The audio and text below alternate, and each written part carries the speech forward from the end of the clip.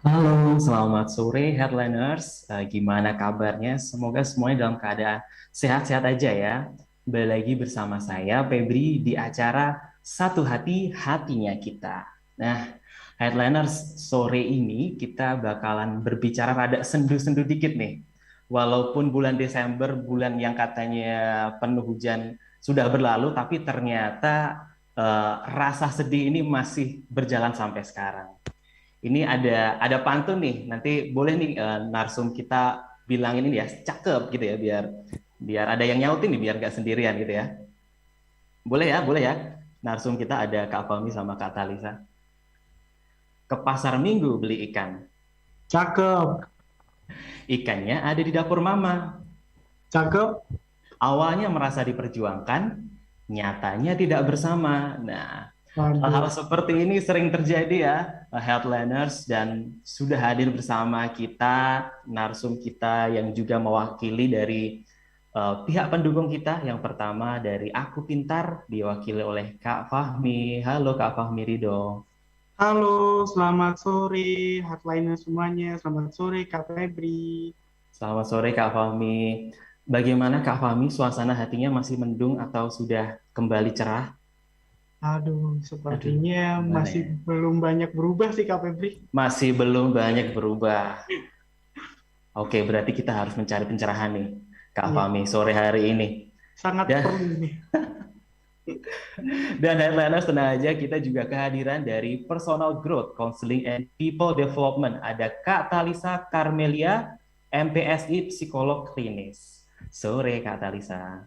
Halo, selamat sore Kak Febri dan juga salam kenal Kak Fahmi. Salam kenal semuanya. Kenal. Oke, Kak Talisa gimana nih? Udah siap mengobati hati yang terluka ini? Wah, oke, siap. Aduh, Oke, Headliners, tentunya di Network Headline 100,6 FM di Satu Hati Indonesia. Jadi kita bakalan berbincang-bincang dengan narasumber kita, temanya tentunya tentang yang sendu-sendu, yaitu talk show-nya judulnya Dunia Runtuh Saat Putus Cinta. Apa iya? Jadi ini mungkin Headliners juga merasakan juga ketika putus cinta tuh rasanya udah kayak apa ya, udah seakan-akan sendirian gitu ya, tidak ada yang membantu gitu ya, dan lain sebagainya, perasaan kayak campur aduk seperti itu. Nah, di posisi sekarang nih, kalau boleh tahu nih Kak Fahmi, apakah sedang merasakan namanya putus cinta, atau setidaknya apakah pernah merasa putus cinta? Kalau boleh dikatakan sedang merasakan sih sebenarnya enggak, karena Sudah berlalu ya? udah agak berlalu sih. Udah. Cuman rasanya masih ada gitu, Aduh. karena belum banyak berubah. Kalau misalkan dibilang pernah merasakan, pastinya Kak Febri, Kak Alisa juga, saya juga pasti pernah merasakan yang namanya putus cinta. Bener nggak Kak Febri? Kak Alisa Iya, juga. iya. Ini kalau kalau apa ya, Kak Fahmi? Menurutku malah kayaknya setiap individu itu minimal sekali selama hidupnya pasti pernah merasakan putus cinta. Entah dalam artian ini ya, dalam family atau mungkin hubungan seperti itu. Tapi so far bagaimana Kak Fahmi? Hatinya masih masih aman ya? Masih terkendali atau masih sering ada goncangan-goncangan? Em, karena apa ya? Pengennya sih mencoba dengan mungkin lembaran yang baru ya. Setelah kemarin sempat terseok-seok, tertatih-tatih mungkin.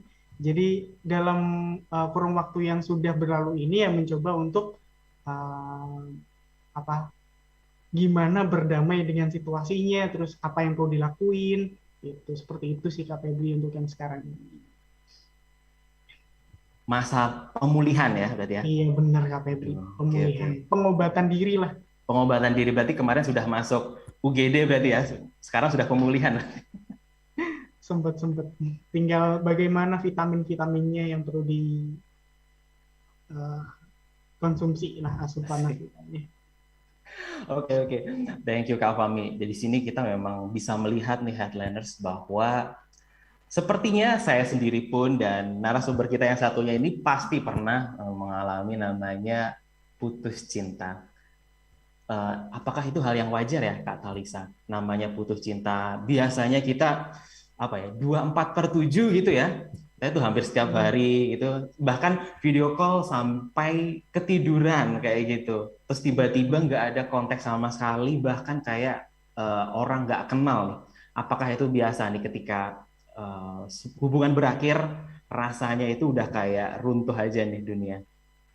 Oke, tentunya apa yang diceritakan sama Kak Fami ataupun Kak Febri tadi, tentunya ketika kita putus cinta, itu kita merasakan berbagai hal gitu ya. Jadi yang biasanya selalu ada, biasanya selalu teleponan bareng, kemudian akhirnya kita nggak bisa berhubungan kembali, kemudian kita jadi sedih, jadi ya jadi runtuh gitu ya, istilahnya seperti judul kita hari ini, tentunya itu sesuatu hal yang normal banget.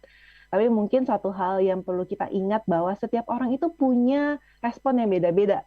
Jadi meskipun kita semua bertiga putus cinta, tapi biasanya responnya beda-beda. Mungkin kalau saya runtuhnya runtuh banget, mungkin kalau Kak Febri runtuh banget banget, mungkin kalau Kak Fami runtuh banget gitu. Jadi setiap orang tuh pasti punya responnya masing-masing. Tapi kalau kita putus cinta, merasa sedih, merasa nggak happy, merasa everything change, itu normal banget. Oke, ini tapi secara psikolog tentunya Kak Talisa juga pernah dong, walaupun seorang psikolog merasa putus putus cinta, ini pasti merasa patah hati juga ya.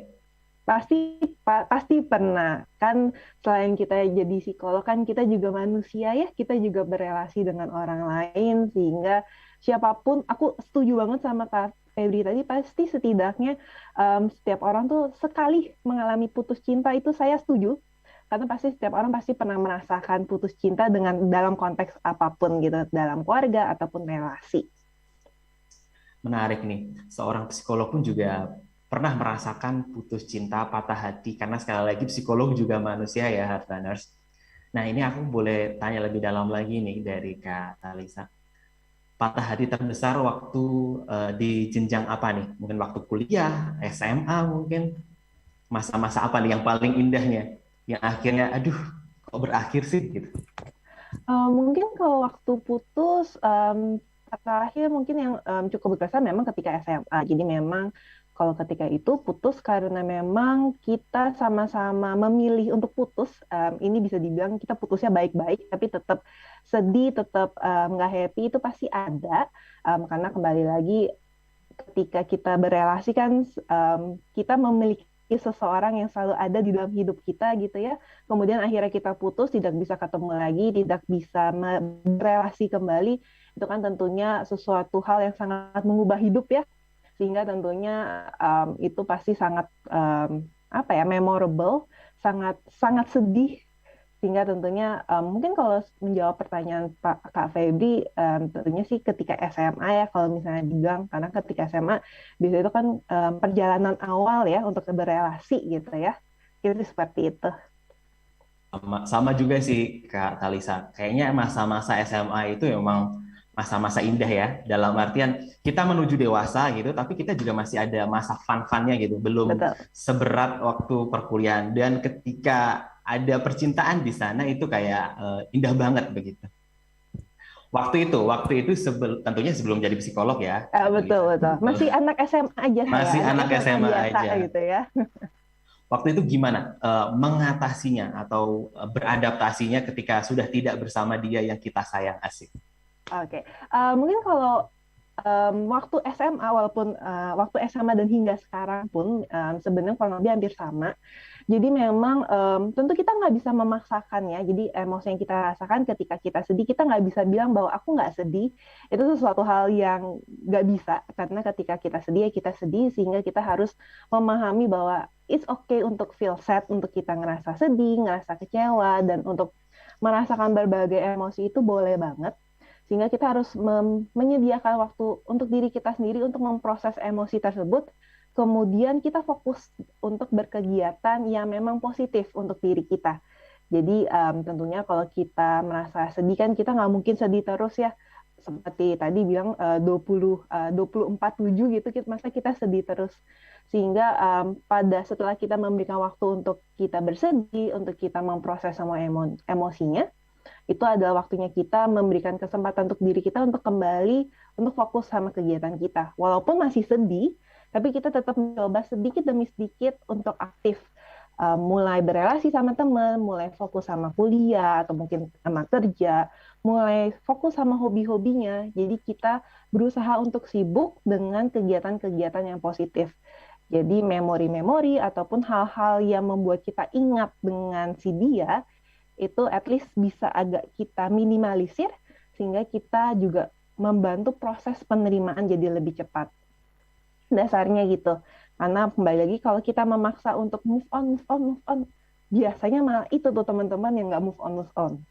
Jadi malah kita harus terima, kita pahami, kemudian ya kita beraktivitas sedikit demi sedikit, apa yang kita bisa lakukan, apa yang bisa kita bikin kita happy gitu ya istilahnya. Nah, biasanya sih prosesnya itu ketika kita bisa melakukan itu secara konsisten, sehari, 2 hari, seminggu, sebulan, and then move on itu pasti akan cepat nyampainya ke kita gitu. Oke. Jadi jangan sampai move on itu hanya sebatas jargon aja, ayo move on. Tapi dalam hatinya masih menjadikan dia yang apa ya, ada di dalam benak pikiran Betul, kita gitu. dipegangin terus gitu ya istilahnya. Oh dia. Nah itu jangan. Nanti nggak Ntar kalau si dia sudah mulai ngepost story sama yang lain, mungkin Wah. tambah patah hatinya double kuadrat gimana? Nah, biasanya ketika mempermudah kita untuk move on, perlu banget untuk kita meminimalisir hal-hal yang membuat kita ingat sama si dia. Jadi biasanya bisa dicek nih ruangan di kamar, biasanya kan pasti ada hal-hal yang mungkin entah mengingatkan dengan si dia, entah dulu mungkin dikasih kado, atau dulu ada foto bareng, dan lain-lainnya. Hal-hal tersebut kalau bisa disimpan di bagian rumah terdalam sehingga nggak kelihatan. Karena kan sebenarnya ketika kita melihat itu kita jadi keingat, oh dulu pernah kesini ya sama dia, oh kita pernah melakukan aktivitas ini ya sama dia, sehingga kita minimalisir semua hal-hal yang bisa mengingatkan sama dia, termasuk sosial media. Jadi kalau misalnya merasa nggak kuat untuk melihat informasi-informasi baru, misalnya tadi ya post Instagram, story baru, feed baru gitu, siapa tahu udah ketemu pacar baru. Nah, akan sangat baik untuk semua kontak-kontak media sosial ataupun juga WhatsApp mungkin atau Line. Yuk, mungkin bisa di hide terlebih dahulu supaya nggak keinget. Tapi nanti kalau udah feel better, udah lebih menerima, udah lebih move on, silakan banget untuk kembali di unhide, jadi as a friend lagi dan seterusnya. Gitu. Jadi dibatasin. Kalau nggak nanti nggak move on nanti ceritanya gitu. Jadinya move around.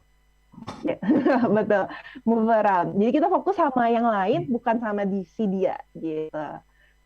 Oke. Jadi inget cerita dari filmnya Raditya Dika nih, Kak Talisa. Waktu itu filmnya tentang cinta dalam kardus, di mana barang-barang dari mantannya dikumpulin dalam satu kardus, habis itu dibakar. Karena setiap melihat barang dari si doi itu kayak dulu tuh memorinya di sini nih, ngasihnya di sini seperti itu. Jadi sangat mengingatkan.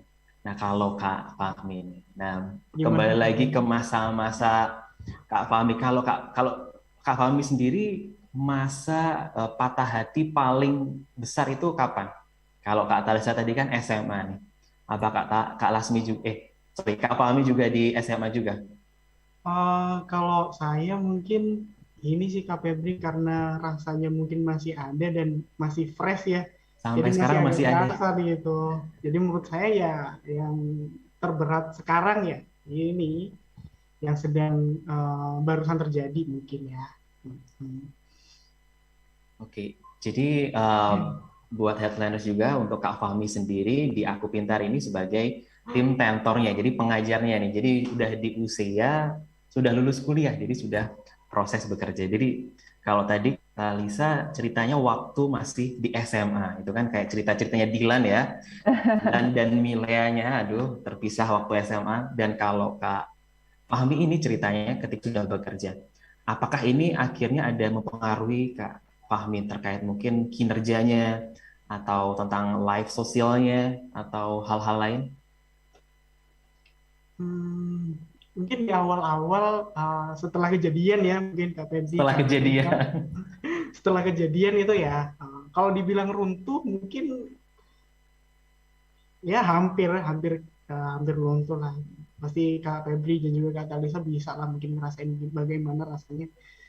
Em, dan lama kelamaan ya mencoba untuk ya berdamai dengan keadaan. Oh ternyata aku nggak bisa nih kalau kayak gini terus.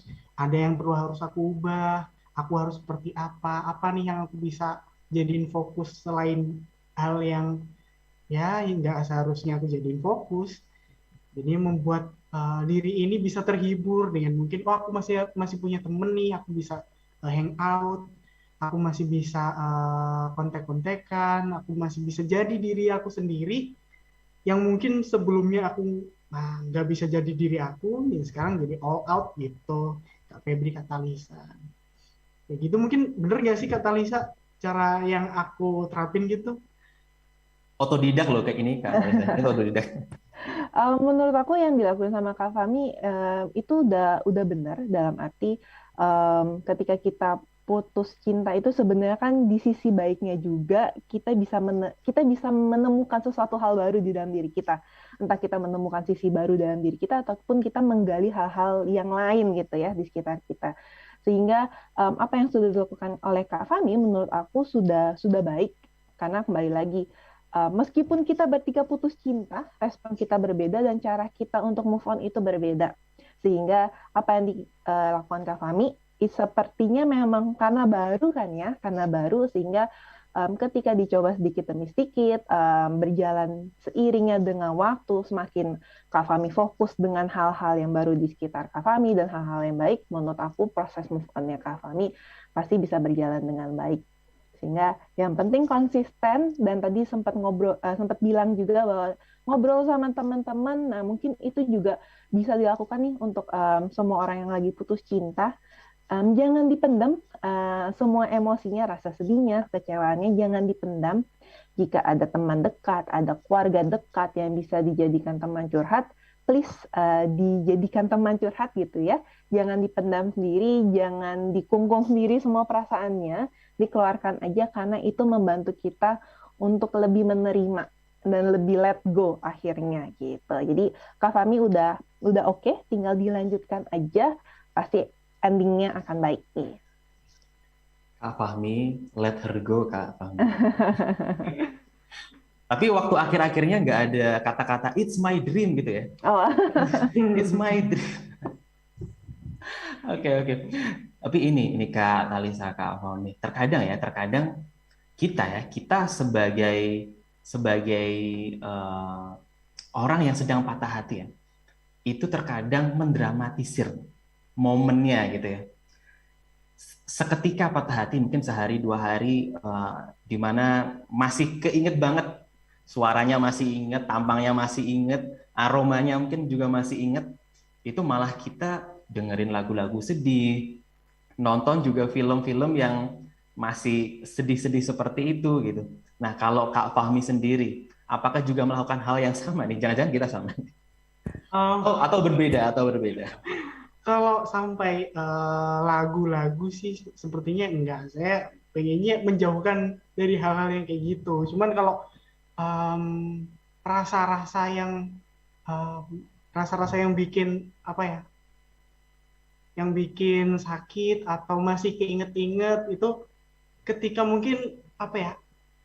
Lagi patah hati, mungkin dari akunya itu pengennya bikin-bikin status gitu atau bikin-bikin story IG kayak gitu. Tapi itu sebenarnya nggak pengen juga sih supaya orang lain tahu, cuman pengennya ada yang mungkin pengen tahu apa ya, ada yang bisa ngerasain gitu. Aku tuh lagi kayak gini loh, ini kayak gitu aja sih. Nggak sampai harus dengerin lagu-lagu galau atau film-film galau. Nggak seperti itu. Kalau dari aku sih Kak Febri mungkin kayak gitu. Ya, ini juga beberapa aku juga tahu, mungkin teman-teman orang sekitar kadang ketika lagi patah hati story-nya ini ya dibuat item gitu ya, ada backsound lagu-lagu sedih kayak gitu. Jadi biar orang lain juga tahu ceritanya dia dulu lagi sedih loh. Nah, yang seperti itu nih Kak Talisa dari sudut pandang psikologi, apakah oke atau sebenarnya ada yang lebih baik daripada itu? Oke, jadi kalau misalnya kita bilang mengenai cara pengeluaran emosi yang baik, tentunya akan lebih baik jika proses pengeluaran emosi itu dilakukan secara private, dalam arti disampaikan kepada orang-orang tertentu aja nih. Karena kan kalau kita post di sosial media, ini kan kita post ke masyarakat umum gitu ya, seluruh dunia istilahnya, sehingga penyebaran pelaksanaan post atau share-share IG story itu tentunya kan bisa saja menimbulkan berbagai respon. Nah, respon-respon tertentu itu sebenarnya sifatnya bisa positif atau negatif. Kalau positif mungkin kita mendapatkan support gitu ya. Oh, lagi set ya, semangat, pasti bisa move on dan lain-lainnya. Tapi kan kita nggak bisa mengkontrol gitu ya respon teman-teman kita yang lain yang berkomentar. Dan komentarnya mungkin komentar yang jahat gitu ya, yang nyinyir atau yang lain-lainnya. Sehingga ketika kita dalam kondisi yang kurang fit, kurang oke secara mental, dan kita menerima komentar-komentar ataupun pendapat-pendapat yang kurang baik nih dari orang lain, kan sebenarnya itu membuat diri kita semakin nggak oke. Nah, itu yang menjadi berbahaya. Jadi sebenarnya ketika kita merasa lagi nggak fit, lagi pengen curhat, pengen ngobrol, akan sangat baik dilakukan kepada circle pertemanan terdekat. Makanya tadi kalau aku sempat bilang juga bahwa yuk curhat sama teman-teman aja, cari teman-teman yang dekat. Jadi sama teman, sama keluarga, sama orang-orang yang terpercaya, sehingga ketika memang kita lagi nggak fit, kita lagi butuh dukungan, kita dapat dukungan. Bukannya kita dapat komentar, bukan dapat nyinyiran, bukan dapat judgement-judgement tertentu. Karena kalau kita dapat support, itu membantu kita untuk bangkit, tapi kalau kita dapat judgement dan komentar, itu malah bikin kita makin sedih. Dan malah akhirnya proses move on kita malah jadi makin panjang dan makin complicated. Karena nggak cuma mengenai si dia, tapi ada lagi nih karena orang lain. Gitu. Jadi sebenarnya akan sangat baik jika kita pilih nih, kita mau ngobrol dan menyampaikan seperti apa. Tapi kalau sebenarnya mau share-share IG story yang sifatnya simple gitu ya, cuman mungkin gambar set ataupun lagu set, kemudian tidak ada cerita details. Karena kan ada beberapa yang mungkin ceritanya suka details yang agak panjang, yang kalau kita lihat di next nggak habis-habis. Nah, ini itu yang bisa jadi satu film itu ya, Kak ya? Betul. Ya, ini sebenarnya terjadi di mana-mana ya. Nah, itu kan hal-hal yang bisa memunculkan respon negatif. Tapi kalau misalnya ternyata postnya simple, itu lebih baik. Dalam arti mungkin cuman ada gambar polos, lagu sedih, that's it ya. Mungkin itu lebih baik dibandingkan ceritanya panjang yang men-trigger orang-orang untuk berkomentar dan ngejudge. Gitu. Itu menurut saya sih untuk proses sharing cerita-cerita di sosial media. Oke, setuju banget sih sama Kak Talisa bahwasanya kita juga jangan terlalu terbuka nih ke dunia yang antah berata ini. Ntar tiba-tiba ada yang nge-screenshot malah disebar ke grup-grup yang lain, malah jadi bahan pergunjingan. Dan itu banyak loh KPUD yang seperti itu. Jadi berhati-hatilah dengan sosial media. Walaupun nge-share-nya juga kadang nge-share-nya yang sedetail itu di apakah close friend ya? Oh, tapi kan ya kita tidak bisa tidak bisa mengontrol ya. Betul, setuju gitu. Aduh. Ini kalau ngomong tentang patah hati, putus cinta ini cukup panjang ya, Headliners. Dan pasti Headliners dimanapun berada yang saat ini juga sedang di perjalanan, mungkin jangan sampai ini di jalannya malah keinget masa lalunya ya. Udah, kita tatap masa depan aja. Lihat jalan di depan mungkin ya, Mas. Lihat jalan di depan, itu lebih penting. Ya. Itu lebih penting kalau teman-teman hati-hati ya. Ya. Oke, berbicara tentang proses pemulihan ya. Proses pemulihan itu kalau dari Kak Fahmi sendiri, dari kejadian itu ya, ngomongnya insiden berakhirnya itu. Pemutusan itu sampai akhirnya setidaknya bisa mulai saya bisa menerima gitu. Itu butuh berapa lama itu, Kak Fahmi? Berapa lama? Mungkin untuk yang sekarang kan ya saya kan nggak mengalami putus itu nggak satu kali aja sih sebenarnya. Jadi ada yang mungkin sempat 1 atau 2 bulan bisa. Mungkin dulu waktu SMA kan masih circle-nya masih panjang, bukan panjang ya, masih luas. perkuliahan juga lumayan relatif agak luas. Sekarang untuk kondisi sekarang yang sudah bekerja, pasti kan circle-nya makin sempit nih, makin sedikit teman-teman yang mungkin bisa dihubungin, makin sedikit lagi teman-teman yang bisa diajak main. Ya, waktunya akan lebih panjang dibutuhkannya karena kan lebih banyak waktu untuk sendirinya, lebih banyak untuk waktu karena kan teman-temannya lagi sibuk sama mungkin urusannya sendiri-sendiri atau kerjaannya sendiri-sendiri, jadinya um, membuat saya kadang merasa overthinking. Wah, aku kok kayak gini sih, aku kayak gini sih. Itu yang mungkin salah satu faktor yang bikin move on-nya atau mencoba untuk berdamainya sedikit lebih lama. Kalau mungkin kurang lebih ya membutuhkan waktu 4 atau 5 bulan mungkin. Oke. Ini pasti setiap orang punya waktu yang berbeda ya. Tapi sebelumnya, sebelum kita melanjutkan ke sesi selanjutnya yang nanti akan mungkin dari Kak Talisa yang memberikan pencerahan seharusnya seberapa lama baiknya dan kawan-kawannya. Kita saat lagi akan mendengarkan jeda dari headline. Jadi untuk headliners silahkan menyimak lagu berikut. Kembali lagi bersama saya Febri di acara Satu Hati, Hatinya Kita.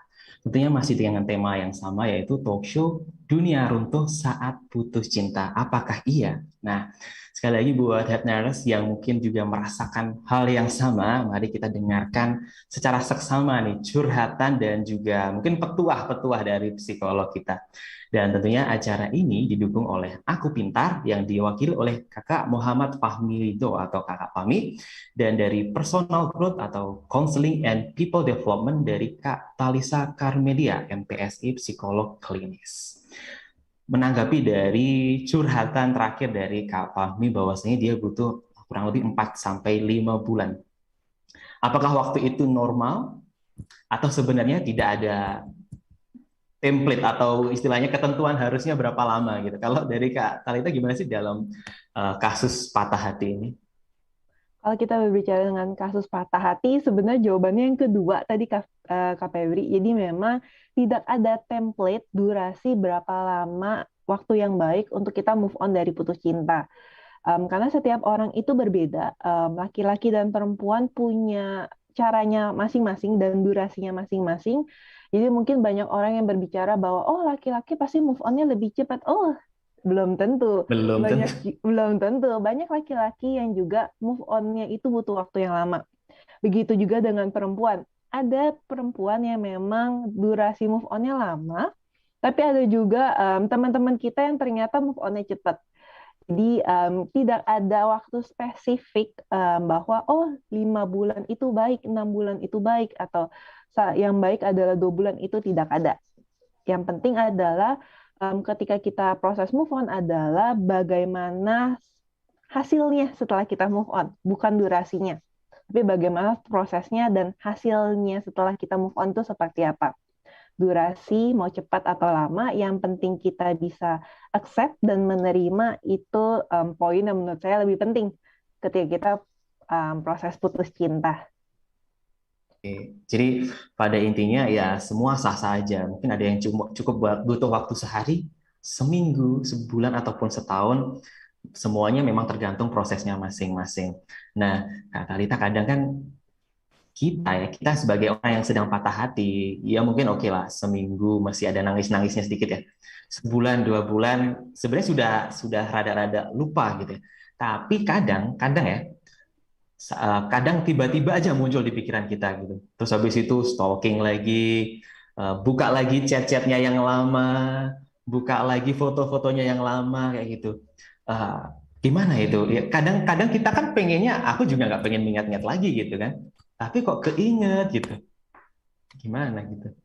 Oke, tentu mengingat itu sesuatu hal yang kita nggak bisa kontrol. Ya. Apalagi kalau kita ngomongin tiba-tiba kita lagi di jalan, nggak ada apa-apa, terus kita keingat, itu suatu hal yang ya pasti kita nggak bisa kontrol.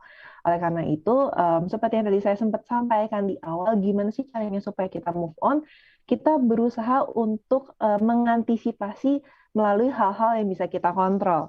Jadi segala sesuatu yang mengingatkan kita sama dia, itu kita minimalisir sebanyak mungkin. Jadi dari barang-barang, chat, foto, sosial media, yuk disimpan dulu aja, di-hide dulu aja jauh-jauh sampai kita semua yakin sama diri kita bahwa kita itu sudah oke, dan kalau kita ngelihat update apapun tentang dia, dan kita fine.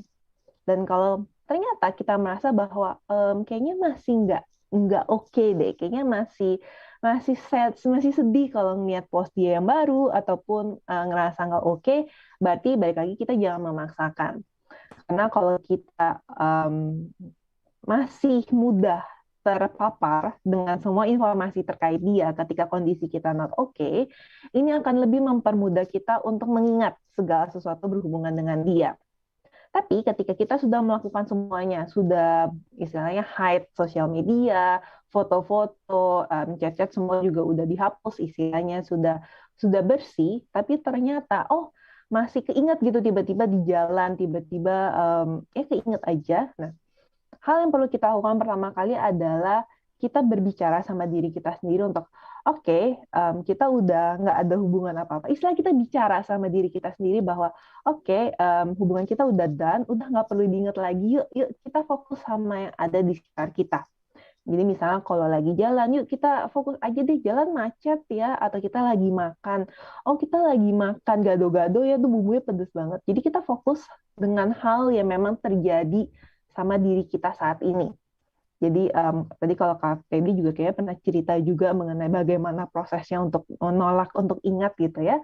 Itu ada hal-hal pertama yang bisa kita lakukan ketika kita mengingat. Karena mengingat itu kita masih punya kontrol kok untuk kita mengatur apa yang mau kita pikirkan dan apa yang kita ingat. Jadi kalau udah ada ingatan-ingatan yang tidak menyenangkan dan kita tidak mau ingat, kita sadarkan diri kita, yuk jangan mikirin ini lagi, yuk kita mengingat yang lain dan melakukan aktivitas yang lain. Makanya tadi saya sempat bilang juga bahwa yuk kita sibuk dengan hal-hal yang positif dan juga hal-hal yang bikin kita happy. Basic dasarnya seperti itu. Kalau dilakukan secara konsisten, pasti akan sangat membantu untuk kita cepat move on-nya. Ini kadang jadi PR juga nih Kak Kalisa buat kita-kita nih ya. Saya mungkin dan para headliners yang lainnya, mungkin kalau momennya yang keinget itu adalah momen yang sedihnya, oke lah kita ada motivasi lebih untuk melupakan. Tapi kadang yang keinget itu adalah momen bahagianya gitu. Atau itu gimana? Itu kadang mau dilupakan itu, tapi itu momen bahagia gitu. Tapi ya harus dilupain gitu. Oke, jadi kalau kita berbicara mengenai memori mengenai putus, sebenarnya target akhirnya yang ingin kita capai adalah ketika kita mengingat memori itu, kita biasa aja. Jadi mau memori itu sedih, mau memori itu bahagia, itu memori. Memori yang bisa kita lihat secara biasa aja, tanpa ada emosi ataupun tanpa ada rasa emosional yang besar, istilahnya seperti itu. Itu target akhirnya. Sehingga untuk masa-masa awal, kan kita masih emosional nih ceritanya. Kita masih putus cinta, kita masih belum bisa move on. Sehingga sebenarnya kan kita belum bisa membedakan antara baik dan buruk. Istilahnya kita masih belum bisa memilah dengan cepat lah ya, yang ini kayaknya nggak apa-apa deh untuk diingat gitu ya. Karena kondisi kita masih not okay, sebenarnya adalah hal yang perlu kita lakukan adalah kita menyamaratakan semuanya terlebih dahulu. Dalam arti kita bukannya beranggapan bahwa yang baik pun harus kita lupakan, bukan seperti itu, tapi lebih pada yuk kita lebih fokus kepada diri kita, bukan kepada memori di masa lalu, memori dengan dia. Mindsetnya seperti itu. Karena kalau misalnya yang jelek kita lupain, tapi yang kita ingat terus, kan sistemnya sama, kita selalu ingat sama dia. Dan itu membuat kita jadi sulit untuk move on. Agar kita cepat buat move on-nya, yuk kita sama-sama meminimalisir semua hal, mau baik maupun buruk, terkait dia, kita minimalisir dulu sampai kita feel okay, sampai kita kuat untuk memilah. Dan ketika kita mau sudah kuat, sudah bisa menerima segala sesuatu dengan baik, nah itu waktunya untuk memilah. Oh, yang ini benar-benar nggak perlu diinget deh. Tapi yang ini boleh deh karena ini memberikan pengalaman yang baik ataupun informasi yang baik. Nah, itu step belakangan. Tapi untuk awal lebih baik menyamaratakan dulu semuanya supaya kita bisa move on. Kurang lebih sih seperti itu kalau kita mau bergerak lebih cepat dalam prosesnya gitu. Oke, yuk, headliners, yuk, bisa ya, bisa, pasti bisa Pasti bahwasanya bisa. Bisa. dunia runtuh saat putus cinta bisa jadi hampir tadi kalau Kak Fahmi, tapi tentunya itu tidak sepenuhnya seperti itu. Pasti kita ada fase selanjutnya. Kita nggak bisa stuck hanya di posisi situ saja. Kita nggak bisa stuck dengan memori yang lama aja, dengan bayang-bayang aja gitu ya. Pasti ada cerita tentang membuka lembaran baru. Dengan Kak Fahmi ya, tadi mungkin sekarang masih ada sisa-sisanya lah, masih masa pemulihan gitu ya. Apakah sudah ada kepikiran nih untuk membuka lembaran baru dengan orang baru mungkin? Untuk ya pastinya kepikiran sih Kak Febri ya. Siapa sih yang nggak pengen buat lembaran yang baru, cerita yang baru, mungkin dengan orang yang baru. Um, um, ya pastinya kepikiran. Tapi ya itu tadi prosesnya juga um, semua orang nggak sama. Mungkin proses saya mungkin agak lama karena kan ya dengan kondisi yang sekarang ini mungkin circle-nya semakin sempit itu yang mungkin ya yang bisa dipertahankan ya dari teman-teman eh, yang mungkin cerita dengan teman-teman lah mungkin lembarannya itu mungkin diperbanyak yang sekarang ini seperti itu sembari mungkin mengobati atau memberi asupan-asupan vitamin supaya nggak keinget sama tragedi-tragedi yang lalu jadinya ya mungkin yang aku bisa kerjain ya seperti itu dulu deh lembarannya mungkin nanti sometimes pasti akan ada gitu ketika mungkin kita mungkin udah move on udah end udah khatam ya nantinya pasti akan ketemu orang gitu. Oke, dari Kak Fahmi kita belajar bahwasannya membuka lembaran baru pun juga bisa dicicil nih. Dicicil dengan teman-temannya dulu, dengan circle-nya dulu, bercerita dan yang lain sebagainya. Terkadang nih headliners kita terlalu memaksakan untuk cepetan move on dengan orang baru, tapi masih memperlakukan seperti orang yang lama, seperti dia yang dulu gitu. Seperti itu bagaimana kalau dari sisi psikolog nih Kak Talisa? Oke, jadi terkait dengan hal yang ditanyakan sama Kak Feby, sebenarnya ini mungkin sering ditemui ya, maksudnya ada banyak orang di sekitar kita mungkin melakukan hal itu. Jadi baru putus, kemudian dia mencari orang baru, kemudian ya dapat gitu orang barunya, tapi sebenarnya ya masih mirip dengan yang lama gitu ya. Jadi sebenarnya ketika kita putus cinta, dan kita mencari orang baru dan ingin memiliki relasi yang baru itu adalah sebuah tahapan yang wajar. Semua orang pasti ingin segera memiliki hubungan yang baru dengan orang lain. Tapi di sini prosesnya yang ingin saya tekankan adalah pelan-pelan aja. Aku setuju banget dengan Kak Febri bahwa dicicil gitu. Jadi ya kita temenan aja, kita kenal terlebih dahulu aja satu sama lain supaya proses ketika kita membuka lembaran baru itu benar-benar membuka lembaran baru dalam arti kita memang sudah move on dari yang lama, kita siap menerima yang baru, siap memulai lagi relasi yang baru. Karena ketika kita memulai hubungan yang baru, tapi ternyata kita belum move on secara at least 85% gitu ya, ya masih ada 10% mungkin nggak apa-apa. Tapi kalau misalnya masih move on-nya itu baru 20%, baru 30%. Nah, ini yang berbahaya. Kenapa? Berarti dalam proses orang tersebut menjalin relasi yang baru, berarti kan sebenarnya seperti mencari pengganti, mencari seseorang untuk memenuhi, untuk menemani dirinya sendiri. Sehingga hubungan yang terjadi, relasi yang terjadi, kualitasnya ini istilahnya apa adanya, bukan relasi yang benar-benar tulus, yang penuh dengan niat yang baik gitu ya istilahnya, sehingga kan sebenarnya kemungkinan hubungan ini berkembang menjadi hubungan yang baik ini menjadi sulit kita pastikan. Bisa saja kenal, deket, pacaran, sebulan 2 bulan putus. Atau mungkin sebulan putus. Kenapa? Oh ya nggak cocok aja.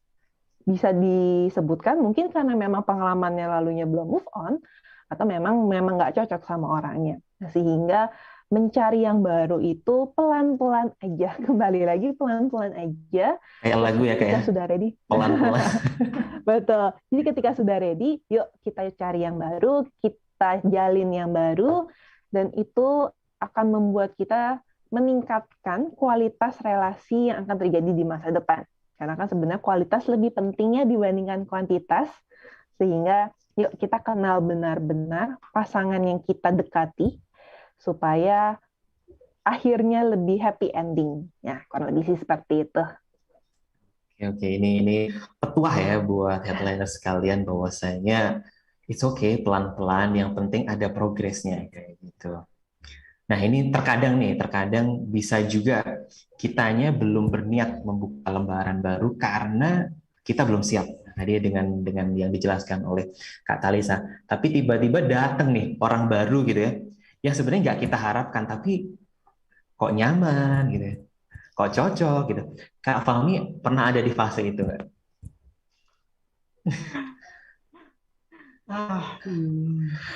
Ya Pak, kayaknya pernah deh. Sering atau pernah? Pernah. Bukan sering ya, tapi ya pernah.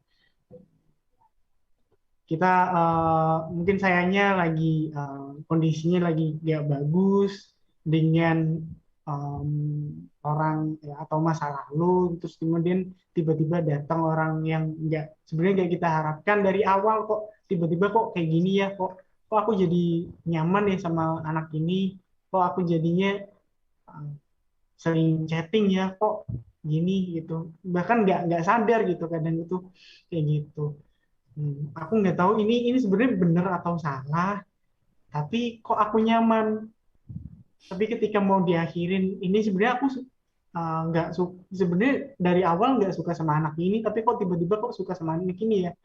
Apakah itu cuman buat apa ya, pelarian aku aja karena sebelumnya aku nggak diakuin gitu, sekarang aku lebih diakuin, atau kayak gimana, atau memang akunya yang suka atau gimana? Itu kadang bingung tuh yang kayak gitu-gitu tuh, Kak Febri, Kak Lisa. Itu kayaknya sesuai dengan kata pepatah Kak Fahmi. Nah, gimana Kak? Cinta itu buta gitu. Aduh. Susah bedain sebenarnya ini kita butuh atau hanya sebatas at moment aja, maksudnya ya di momen itu aja kayak gitu. Nah, di posisi seperti itu gimana nih Kak Kalisa biar proses move on-nya kita itu juga bisa 100%, dan kalaupun sama orang yang baru itu kita bisa treat mereka dengan cara yang berbeda gitu. Nggak menyamakan dengan dia, apa-apa disamakan dengan yang lalu gitu. Oke, aku setuju banget sih tadi di awal Kak Febri sempat bilang bahwa tiba-tiba habis move on, ada yang datang gitu ya, ternyata Aduh, bikin nyaman dan bikin happy dan seterusnya. It happens di banyak orang, itu terjadi di banyak orang. Tapi untuk memastikan apa yang harus kita lakukan berikut ke depannya, sebenarnya kita harus benar-benar menjalani prosesnya. Dalam arti kita tidak terburu-buru mengambil keputusan apapun, dalam artinya misalnya, oh aku pasti mau nih jadi sama dia, oh dia pasti nggak bisa jadi apa-apa, oh ini cuman sekarang, ini cuman sementara aja gitu ya. Berhati-hati untuk langsung membuat judgement seperti itu. Akan lebih baik ketika ada orang baru, kita benar-benar open, dalam arti ya kita kenal, kita ngobrol, kita berelasi sama dia tanpa ada tujuan atau tujuan spesifik gitu ya, bahwa oh dia akhirnya pasti akan jadi pacarku nih nantinya, atau dia ya cuma sementara aja. Nah, pikiran-pikiran itu kalau bisa diminimalisir sebanyak mungkin, sehingga proses kita berkenalan, proses kita berelasi ini menjadi sebuah proses yang natural, menjadi proses yang apa adanya, sehingga kita juga bisa melihat secara nyata, secara real gitu ya. Oke, orang ini benar-benar baik loh, dan ternyata cocok sama aku 100%. Dan dia bisa menerima aku dengan berbagai hal. Dibandingkan kita sudah punya target tertentu nih di benak kita, itu yang berbahaya. Karena kan jadinya kita berusaha mengarahkan proses ini ke target itu. Walaupun sebenarnya kita belum tahu realnya seperti apa. Sehingga ketika ada orang baru, yuk kenalan dulu aja nggak apa-apa kok. Untuk tahu dia orangnya seperti apa, untuk memahami dia tuh cocok nggak ya untuk kenal sama kita, itu nggak apa-apa.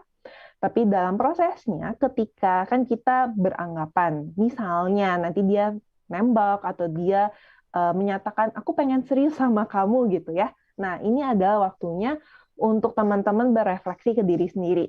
Kondisi sekarang gimana? Udah move on atau belum? Udah ready belum untuk membuka lembaran baru? Perasaan kamu ke dia seperti apa?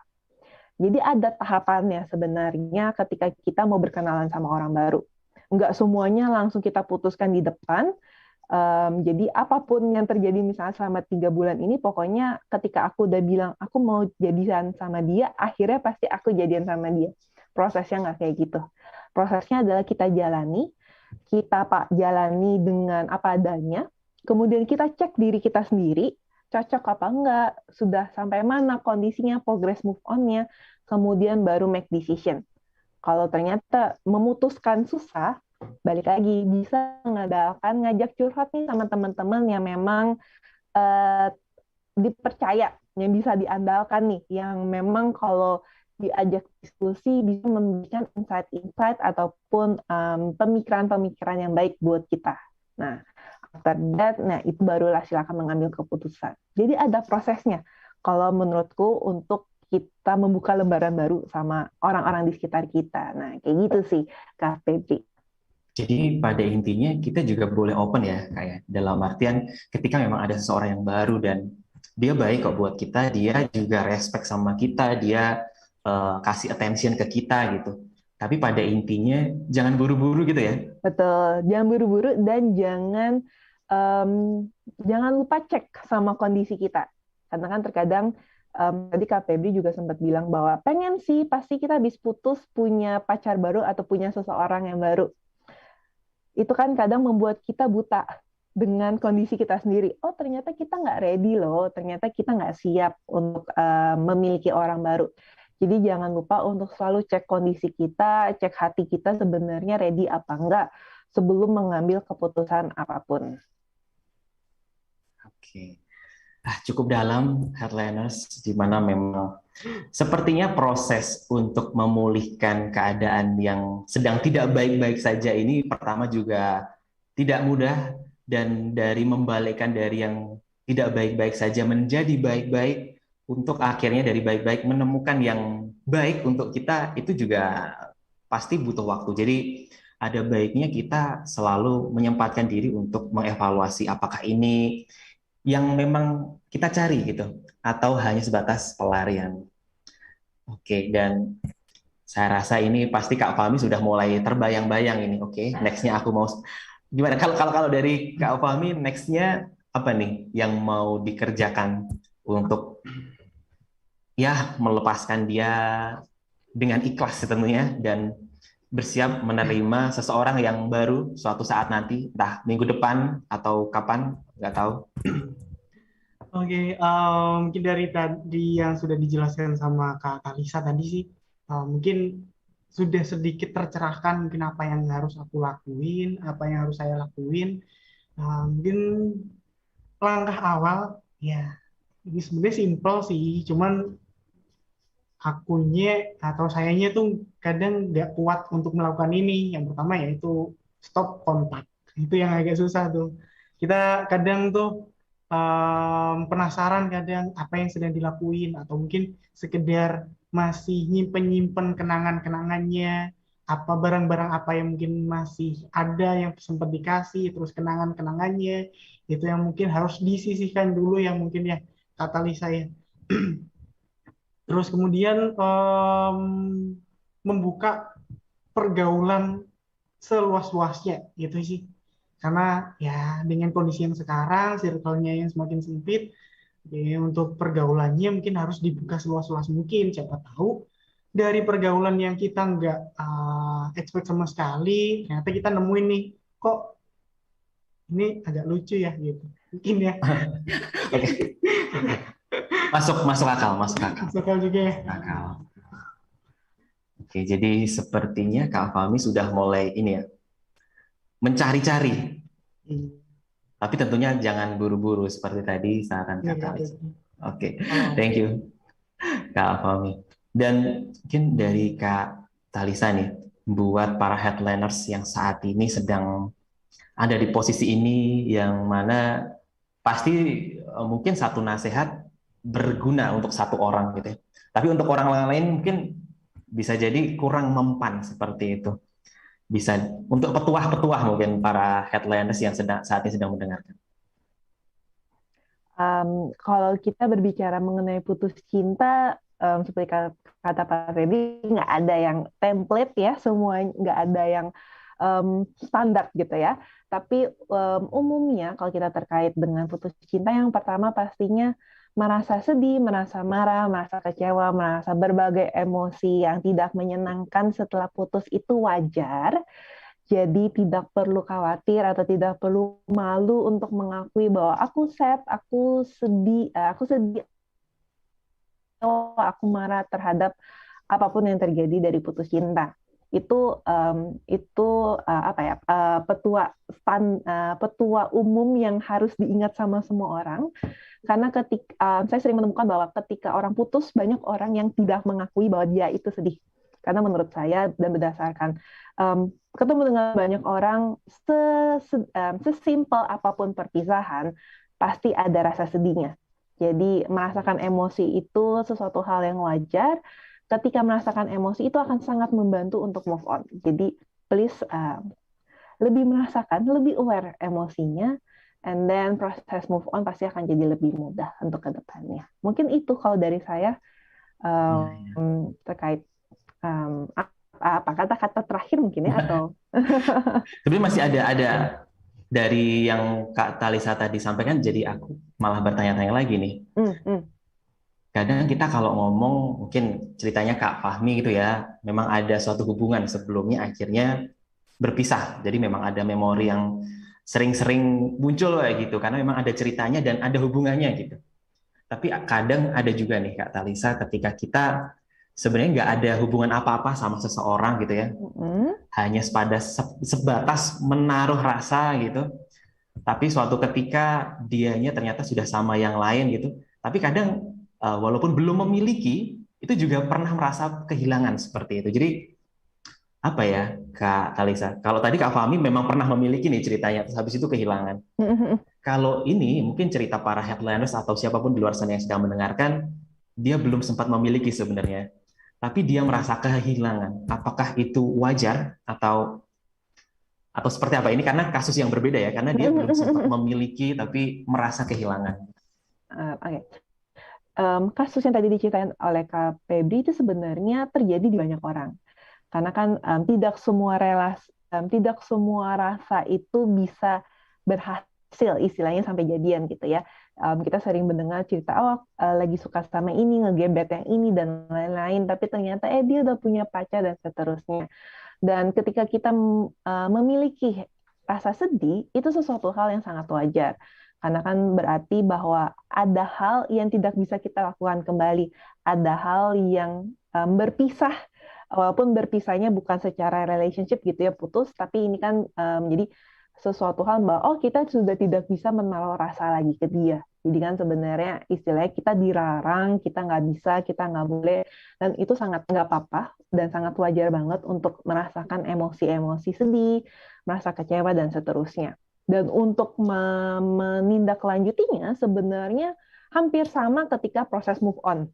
Berarti kan sebenarnya kita harus fokus sama diri kita sendiri untuk menerima bahwa dia sudah ada yang lain, nggak bisa sama kita dan seterusnya. Gitu sih kalau menurut aku. Oke, jadi pada dasarnya para headliners dan para pendengar dimanapun berada, kalau sudah memiliki dan merasa kehilangan itu sudah umum ya. Tapi ada case di sini ketika belum memiliki tapi merasa kehilangan, itu juga it's okay. Yang penting para headliners mengerti stepnya seperti apa, harus merelakan, dan seperti tadi yang dijelaskan oleh Kak Talisa bahwa mengiyakan, kita merasa sedih, kita nggak denial kalau kita sedih sedih aja gitu. Kalaupun butuh nangis, Kak Fahmi cowok nangis juga nggak apa-apa ya Kak ya? Nggak apa-apa, silakan. Laki-laki perempuan boleh banget kok. Boleh banget. Jangan ditahan. Dan ini aku ada pantun nih buat Kak Fahmi. Malam hari bertemu peri, Cakep, sudah siap mencabut gigi. cakep. Aku sudah beranjak pergi, tak usah cari aku lagi. Dan semoga ini menjadi penutup untuk Kak Fahmi dan para headliners yang lainnya, bahwasanya ketika kadang move on, proses move on tiba-tiba ditanyain apa kabar, oke, itu mungkin beberapa godaan saja. Teman-teman harus headliners juga harus fokus pada proses pemulihan dirinya terlebih dahulu. Jangan buru-buru kembali lagi atau buru-buru mencari yang baru lagi, karena sejatinya yang mengetahui baik buruknya diri kita ya diri kita sendiri, sehingga kita harus mencari tahu nextnya kita harus seperti apa baiknya. Thank you Kak Talisa, thank you Kak Fahmi untuk sharing-sharingnya yang seru banget menemani sore hari ini para headliners, dan semoga ini menjadi apa ya, penggugah semangat ya, mereka-mereka yang mungkin masih patah hati, pasti ada jalan nanti menuju utuh hati, karena setelah patah kita utuhkan lagi. Betul. Oke, thank you Kak Fahmi, Kak Talisa, dan para headliners. Kita ketemu lagi di acara Satu Hati, hatinya kita di hari yang sama, yaitu Jumat depan pukul 4 sore.